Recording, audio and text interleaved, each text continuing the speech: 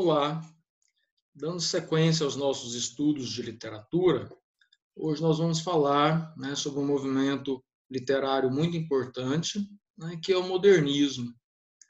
Bom, nós já havíamos falado antes, de movimentos que antecederam este movimento literário, esse movimento artístico no Brasil, uma vez que ele não ficou restrito apenas à questão da literatura, como praticamente todos os outros movimentos também, sempre, de certa forma, tem essa conjunção, essa convergência de várias artes, em prol de uma única finalidade.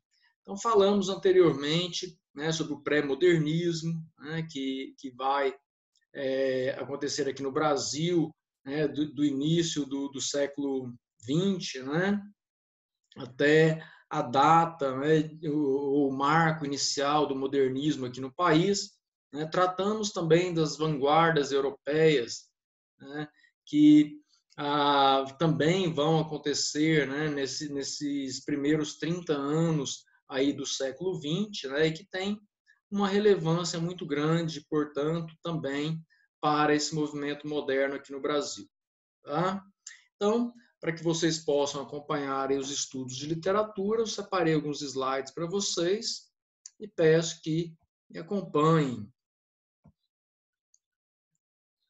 Bom,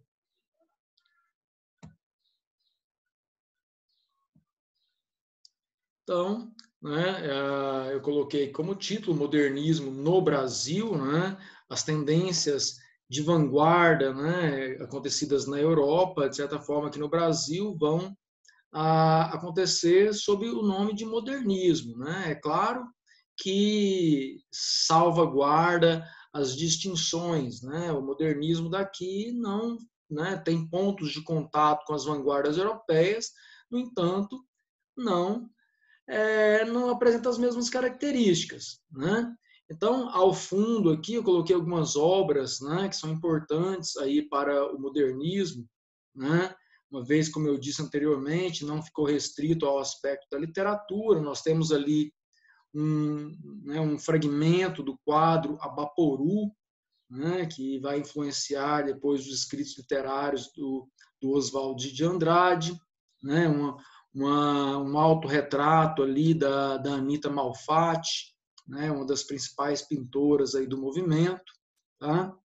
Então, dando sequência, eu trago aqui para vocês, dizendo que o modernismo no Brasil ele teve como marco inicial a Semana de Arte Moderna em 1922, momento marcado pela efervescência de novas ideias e modelos. Olha só, a Semana de Arte Moderna, acontecida em 1922, daqui 2 anos, vai completar 100 anos, portanto, aí desse início do modernismo aqui no Brasil. Foi uma semana muito polêmica, muito polêmica, sim. Alguns escritores, alguns artistas, na verdade, porque tinham pintores, músicos, literatos, tiveram essa ideia, de fazer uma semana dedicada a esses novos conceitos, de se pensar a arte, esses novos conceitos para a arte, portanto, e eles acabaram, tendo alguns patrocinadores, e a Semana de Arte Moderna vai acontecer no Teatro Municipal de São Paulo. O Teatro Municipal era um lugar assim da elite, cultural da cidade, só obras clássicas, passavam por ali. E de repente, o Teatro Municipal se viu como palco aí das ideias, portanto, modernistas. E a semana, de certa forma, ela foi um fracasso em termos de evento. Porque na primeira noite, o Graça Aranha, que já era um escritor renomado, ele inserido aí no pré-modernismo brasileiro, faz um diálogo ali de abertura, falando sobre a estética, do modernismo, essa nova forma de investigar e de se criar a arte. Até aí tudo bem. né, embora as pessoas, né, que estavam ali assistindo tenham saído sem entender muito bem, né, qual era a razão das propostas. Já no segundo dia, né, houve a apresentação de alguns poemas, né, o poema Os Sapos, do Manuel Bandeira, né, foi declamado ali, e aí começou toda a balbúrdia, né, as pessoas vaiaram, né, e aí a plateia ela se dividiu entre as pessoas que apoiavam as novas ideias e pessoas que achavam que aquilo ali não era uma forma de arte, né? Então começaram a tirar coisas no palco e assim se seguiu os outros dias também, né? Inclusive fora do teatro, né? Houve até pancadaria, né? Entre essas pessoas que estavam ali assistindo, né? Isso são relatos, né? da época, portanto, né? Mas eu digo que foi um fracasso como evento, né? Justamente por isso. Mas de certa forma, esse evento, né, ele vai ter essa importância muito grande, né, porque é a própria semana, né, que marca, então, esse nascimento, né, do modernismo aqui no Brasil. Vai acontecer ali em São Paulo, né, eu trago aqui o cartaz da Semana de Arte Moderna e o catálogo da exposição, né, pode observar ali no catálogo a primeira imagem, né, temos ali uma espécie de uma escultura já aos moldes quase, né, cubistas, né, portanto, e muito simples, né, o cartaz aqui ao lado, né, Semana de Arte Moderna, né, apenas uma pequena planta ali, né, São Paulo, 1922. Né, então, a ideia era essa também, né, de certa forma, simplificar a arte, né, a arte que vinha da academia era uma arte muito rebuscada, né, muito carregada de maneirismos, de difícil compreensão, né, para boa parte da população brasileira, né, àquela época ainda pouco alfabetizada, né, então a proposta da Semana de Arte Moderna, de certa forma, era fazer uma arte, né, com a linguagem do povo, né? E a gente vai verificar que isso, né, em algumas obras, isso realmente veio, portanto, a acontecer. Né? Então, contexto histórico, o que estava acontecendo, né, no Brasil e no mundo, né, durante essa efervescência cultural aqui. Né? Nós já falamos sobre o contexto histórico na Europa, né, durante a questão das vanguardas europeias, mas vamos retomar aqui, portanto. Né? O modernismo surge num momento de insatisfação política no Brasil. Né?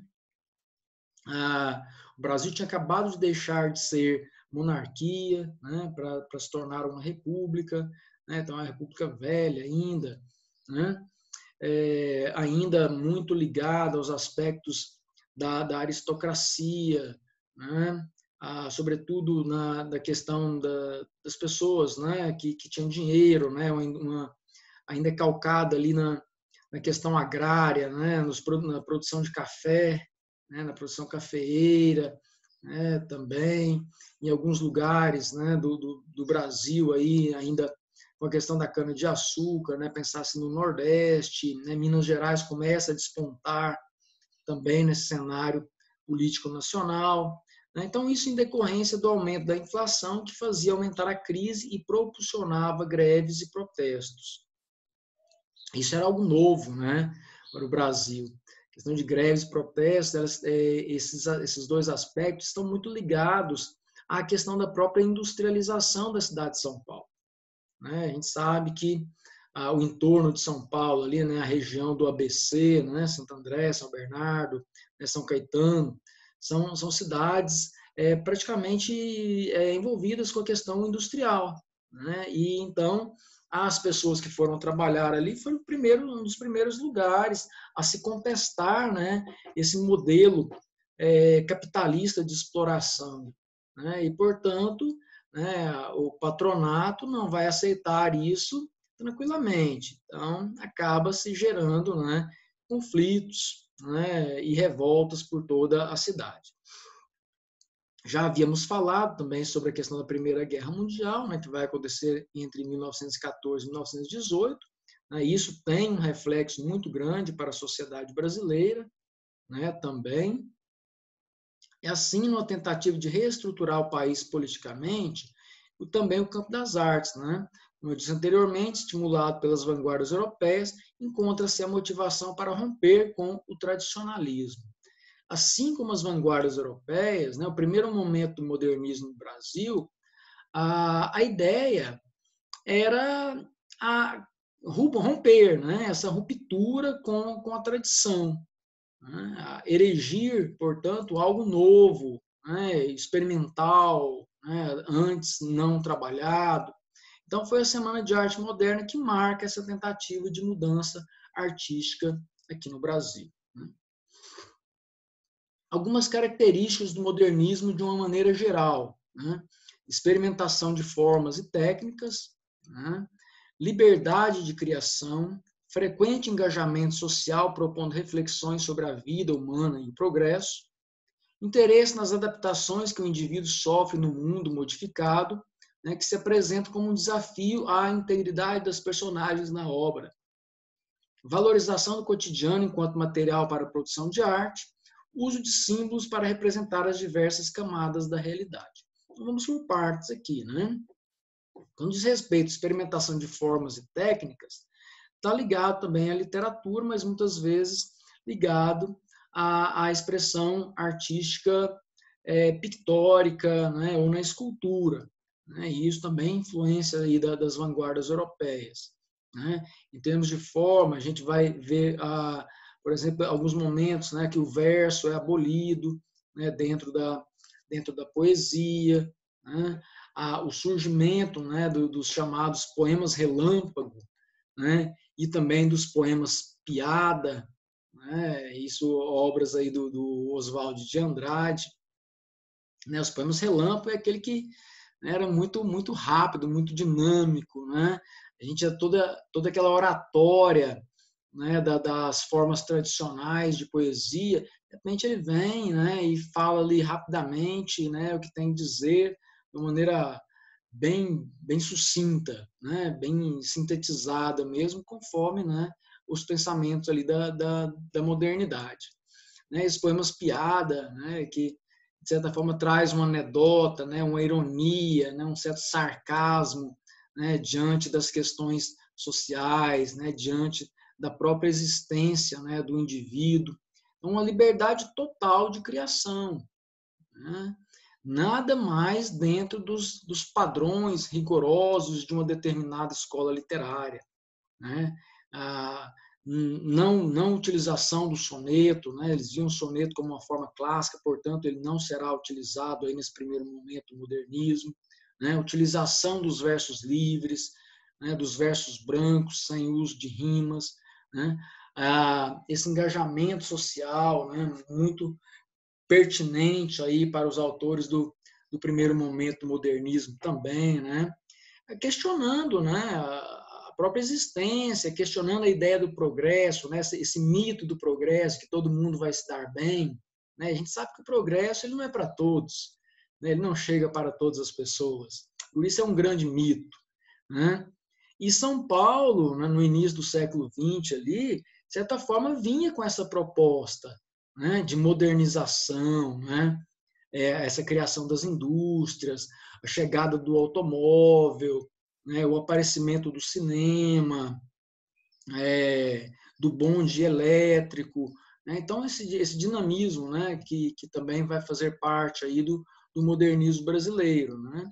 Então, a gente sabe, com a chegada do progresso, né, você dentro do sistema capitalista, você tem um grupo, né, de pessoas que vão, com certeza, né, surfar nessa onda do progresso e vão se dar bem. Por outro lado, né, a grande maioria das pessoas será esmagada, né, por essa mesma onda, né, chamada, portanto, progresso. O interesse nas adaptações que o indivíduo sofre no mundo modificado, né, claro, isso é fato, né, factual também. Né, se a partir do momento que surgem novas tecnologias, né? Isso tem um impacto muito grande na vida do cidadão, né? Pensa, por exemplo, no contexto contemporâneo, né?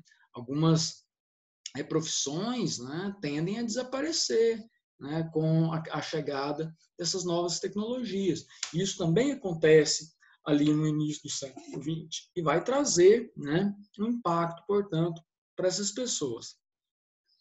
Agora, como eu disse anteriormente, né, há uma preocupação, né, de fazer uma literatura para o povo, né? Então, o cotidiano, né, o dia a dia, né, o suor do trabalho, né, as distâncias percorridas, né, entre a casa e o local onde se desempenha o ofício, né, isso tudo vai fazer parte, portanto, do repertório temático do modernismo, né?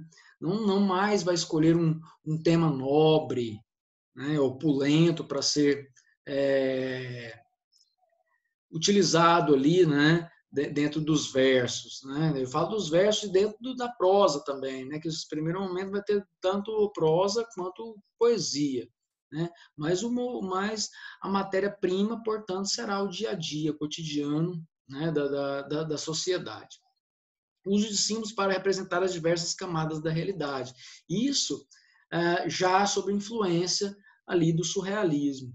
Né? O surrealismo também traz essa característica, né, de utilização de símbolos, né, para mostrar, né, os níveis aí da consciência, da subconsciência, né, da inconsciência, né, no fazer, portanto, também literário. Ora, né, assim, didaticamente falando, né, isso é uma visão meramente didática, né, serve para estudar, para o ensino, convencionou-se dividir o modernismo em 3 fases distintas. A primeira fase, né, que acontece ali de 1922 e vai até 1930, é chamada de fase de implantação ou fase heróica. Vocês vão encontrar, portanto, esses 2 nomes. É mais comum aparecer aí a fase heróica, né, ou seja, são aqueles artistas, né, que vão dar o pontapé inicial nessa questão do modernismo, e ele vai ter essa duração aí até 1930, onde acontecem algumas mudanças, né, no viés e no modo de pensar, né, a arte. A segunda fase é a fase de estabilização ou consolidação, né, do modernismo. Ela vai de 1930 até 1945.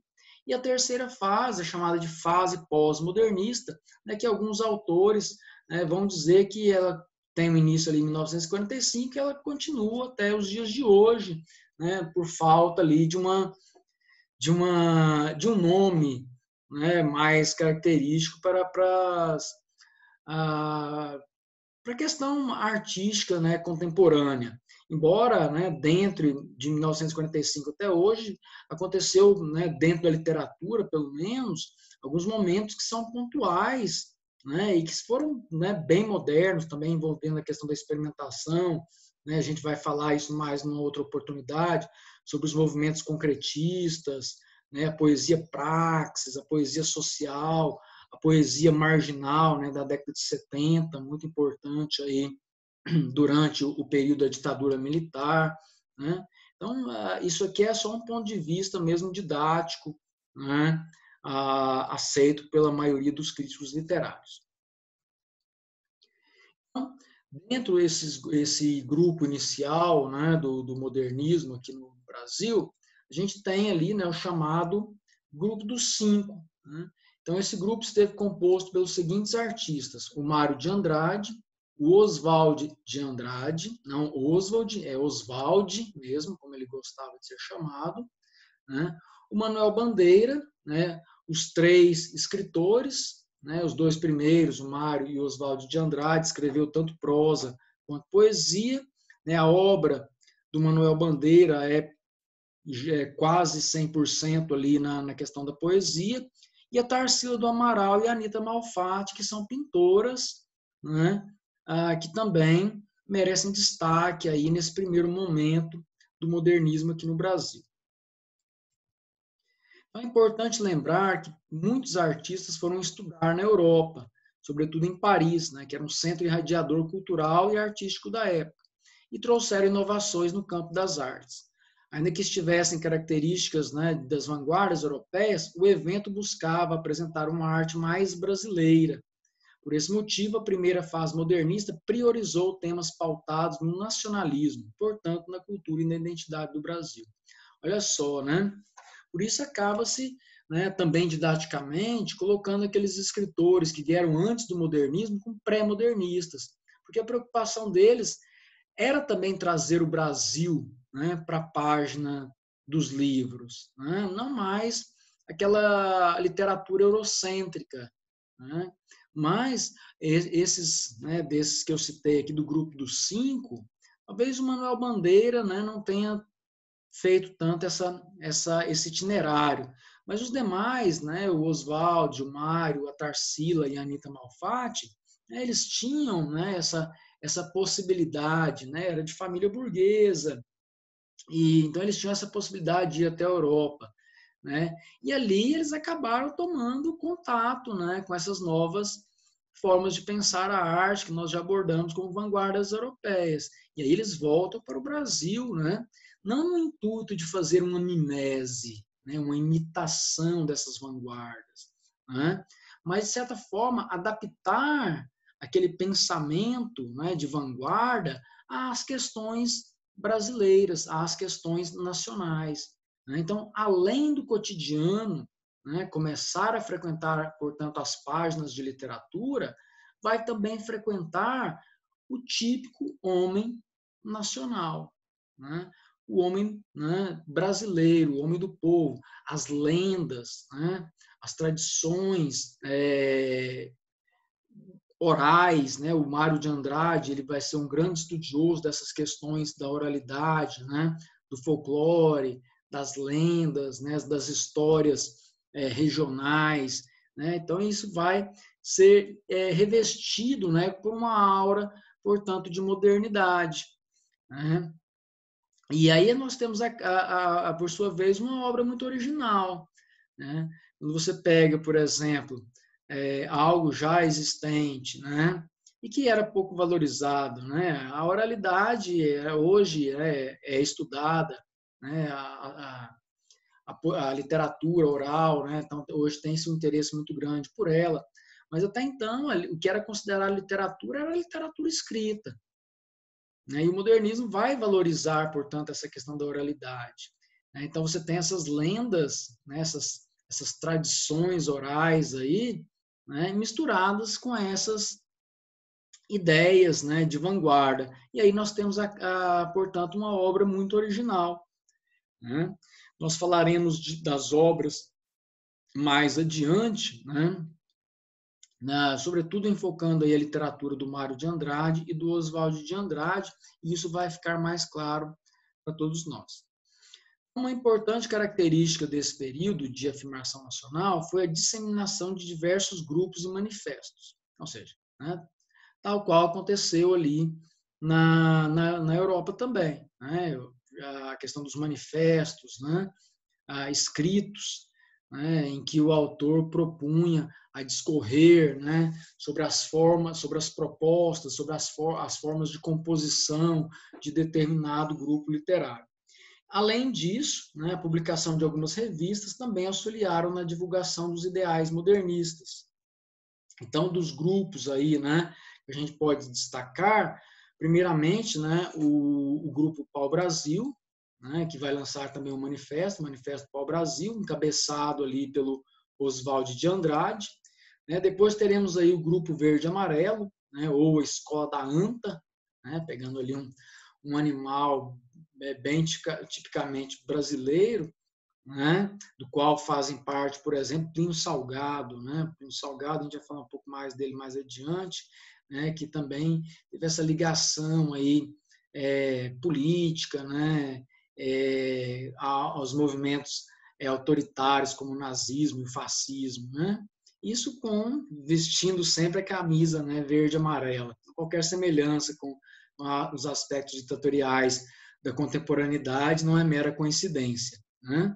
O outro é o movimento antropofágico, né, também encabeçado pelo Oswald de Andrade, que, de certa forma, vai fazer uso, né, de algumas ideias já do movimento pau-brasil, só que de uma maneira mais radical, mais anárquica, né?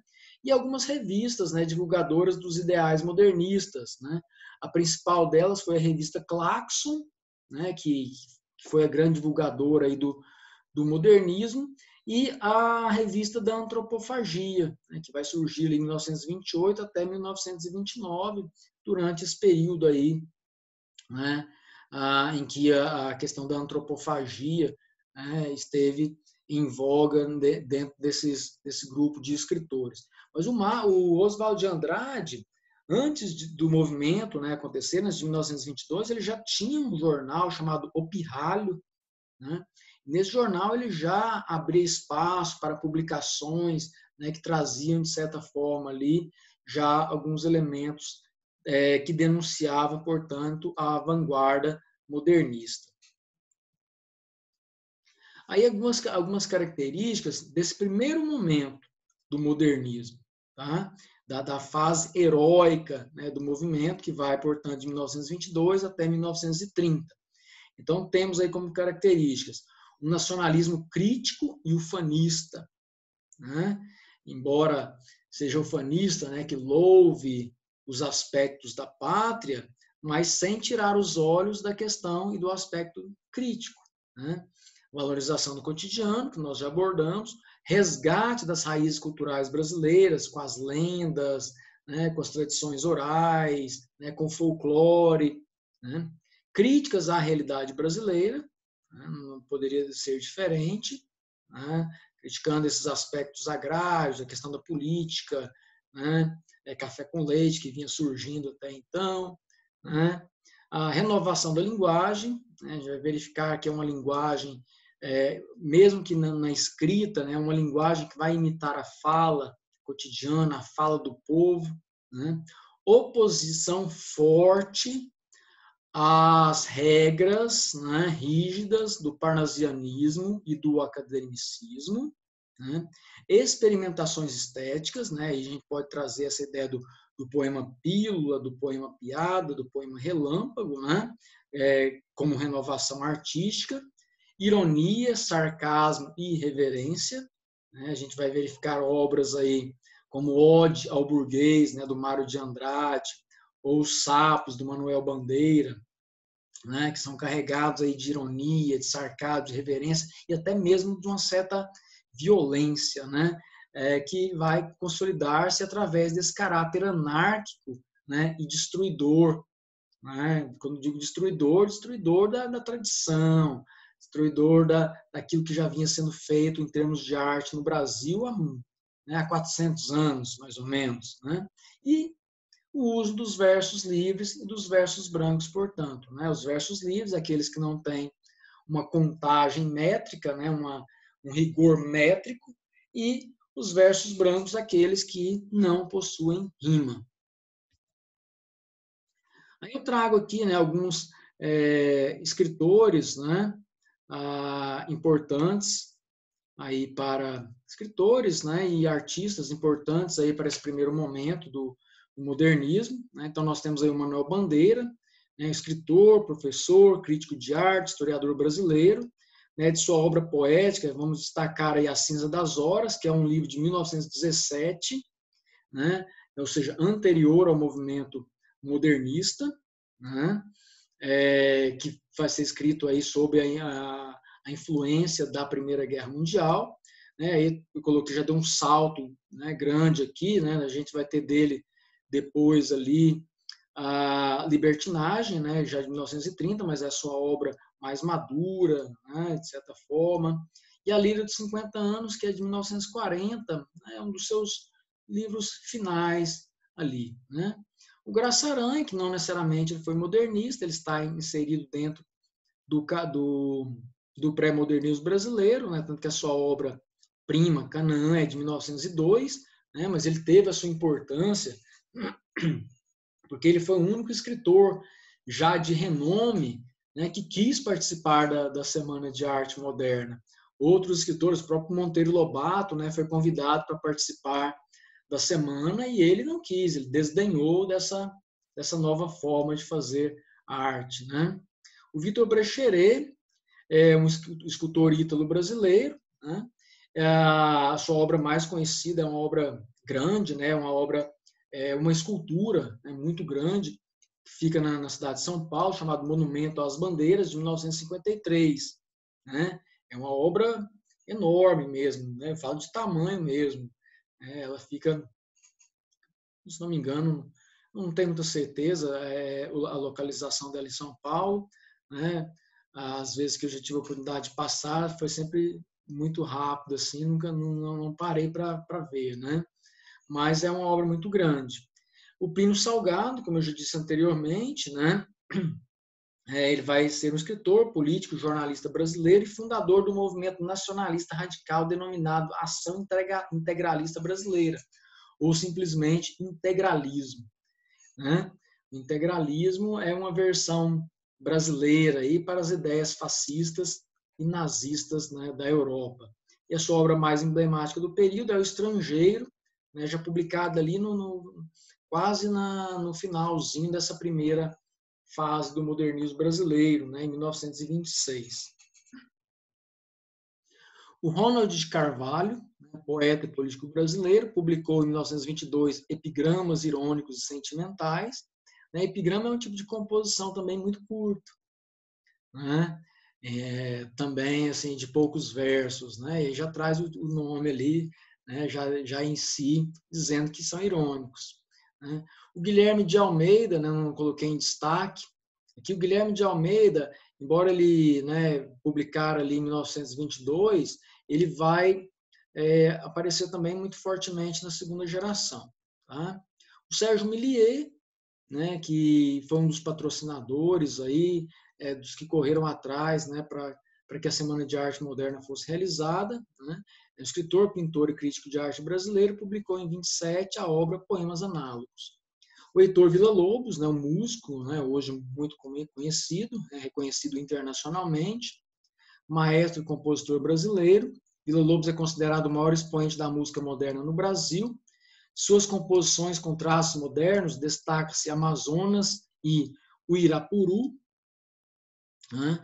Então, nós temos aí, né, pode perceber, né, que embora sejam composições, né, com traços modernos, como o próprio texto diz aqui, mas o nome, né, são ligados a elementos regionais, né, e do próprio folclore brasileiro, né? A Amazonas não só, né, o estado do Amazonas, mas as Amazonas, né, as guerreiras, né, Amazonas, tal.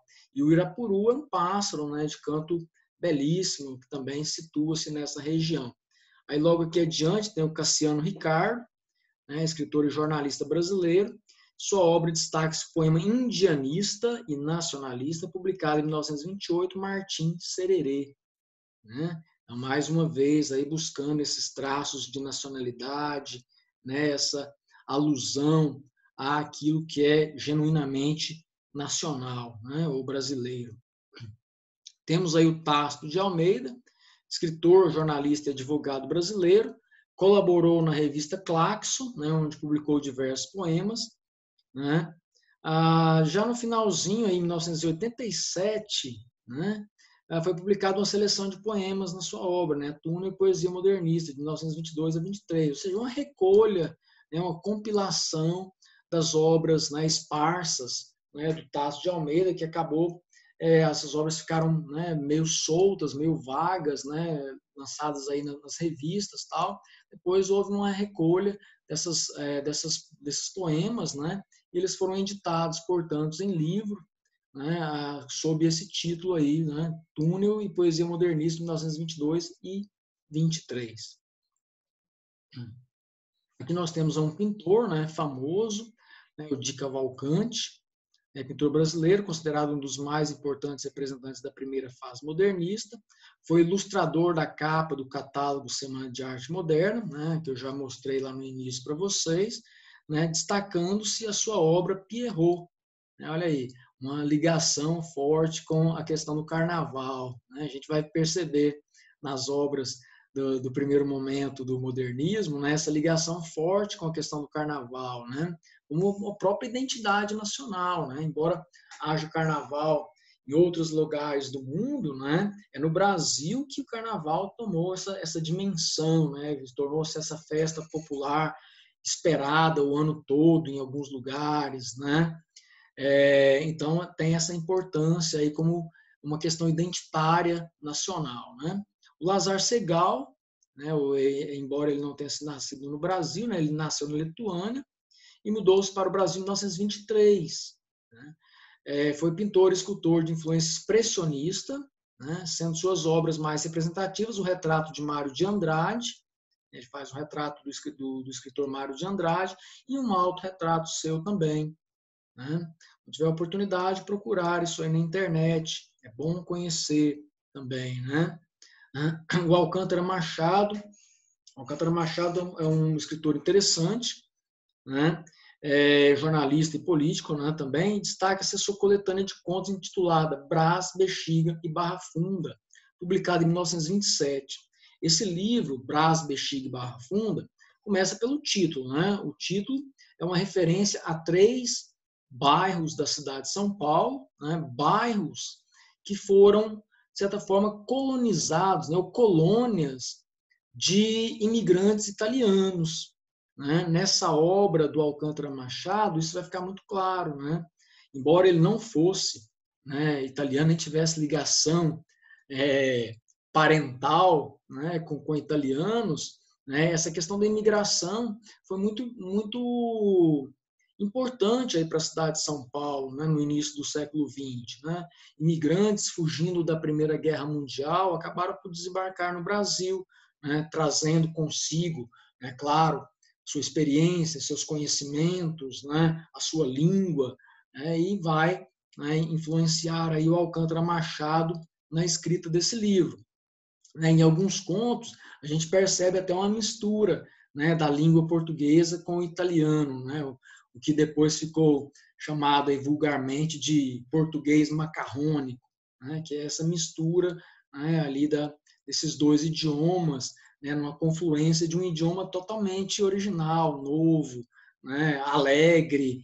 Né, o livro do Alcântara Machado traz essa alegria, né, das tavernas italianas. Né, os italianos vieram da Europa ali trazendo ideias, né, socialistas, anarquistas, né, que também vão influenciar a própria vida da cidade, né, no que diz respeito àquela questão das greves, dos protestos e tudo mais.